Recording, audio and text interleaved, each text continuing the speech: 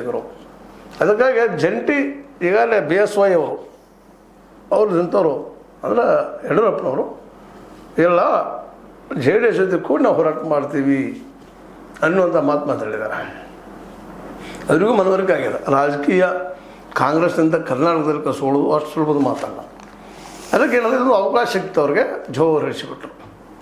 Mostly ಈ ಸಲ ಇದರಲ್ಲಿ ಸುಲಭ ಬಿಟ್ಟುಕೊಡೋದು. ಯಾಕಂದ್ರೆ ಪಾದಯಾತ್ರೆ ಬೈಲಮಂಗಲದಿಂದ ವಿಧಾನಸೌಧವರೆಗೆ ಪಾದಯಾತ್ರೆ ಇದು ಮತ್ತಷ್ಟು ಜನರಿಗೆ ನೋಡಿದರೆ ಏನು ಅದೇ ಅಲ್ಲಿ ಬಿಡ್ರಿ ಅನ್ನಿಸ್ಬೋದು ನಮಗೆ.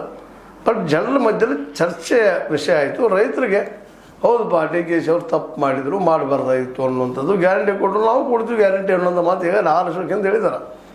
ನಾವು ಇದು ತಪ್ಪು ಮಾಡಿದ್ದೀವಿ 2023 ನಾವು ಗ್ಯಾರಂಟಿ ಕೊಡ್ತೀವಪ್ಪ, ಗ್ಯಾರಂಟಿ ಕೊಡ್ತೀವಿ, ಬಿಡದಿ ರೈತರು ನಾವು ಭೂಮಿ ತೊಗೊಳ್ಳೋದಿಲ್ಲ. ಸ್ವತಂತ್ರವಾದ ಮೀಡಿಯಾಗೆ ಬೇಕಾಗಿರುವುದು ಸ್ವತಂತ್ರ ಧ್ವನಿ. ಆ ಸ್ವತಂತ್ರ ಧ್ವನಿ ಉಳಿಸಲು ನೀವು ಮಾಡಬೇಕಾದದ್ದು ಇಷ್ಟೇ. ಅದೇನಪ್ಪಾ ಅಂತಂತಂದ್ರೆ ನಿಮ್ಮ ಕೈಲಾದಷ್ಟು ಸಹಾಯ ಈ ಚಾನಲ್ಗೆ ಮಾಡಿ ಹಾಗೂ ನಿಮ್ಮ ಧ್ವನಿಯನ್ನು ಕಾಪಾಡಿಕೊಳ್ಳಿ. ಅವ್ರ ಪರವಾಗಿ ಹೋರಾಟ ಮಾಡ್ತೀವಿ ಅಂತ ಈಗ ಹೆಸರು ಮಾಡಿಬಿಟ್ಟಿದ್ದಾರೆ. ಹೀಗಾಗಿ DKಶಿ ಅವರಿಗೆ ಕಬ್ಬಿಣದ ಕಡಲೆ ಆಗಿಬಿಡ್ತಿದ್ದು ಬಿಡದಿ. ಆನಂದ ನಮ್ಮ ವಾಹಿನಿ ಹೇಳ್ಕೊಂಡಿತ್ತು, ಇದ್ಯಾಕೆ ಹೇಗಿದ್ರೆ ಇವರು DKಶಿ ಅವರು ಅಂತೇಳಿ. ಅನಗತ್ಯ ಸಮಸ್ಯೆ.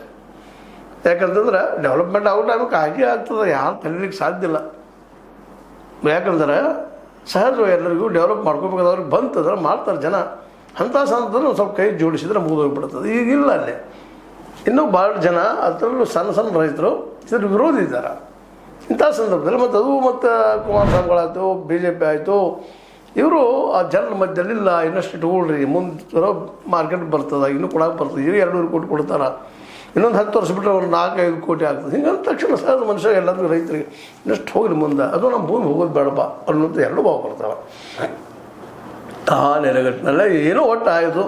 ಅಲ್ಲಿ ರೈತರು ಎದ್ದು ನಿಂತಿದ್ದಾರೆ ಇವತ್ತು. ಮತ್ತು ಫಲವತ್ತಾದ ಭೂಮಿ ಹೋದರೆ ಅದರಲ್ಲಿ 2 ಮಾತ್ರ ಇಲ್ಲ. ಎಲ್ಲಿ ನೋಡಿದ್ರೆ ನೋಡಲ್ಲಿ ಬಿಡದು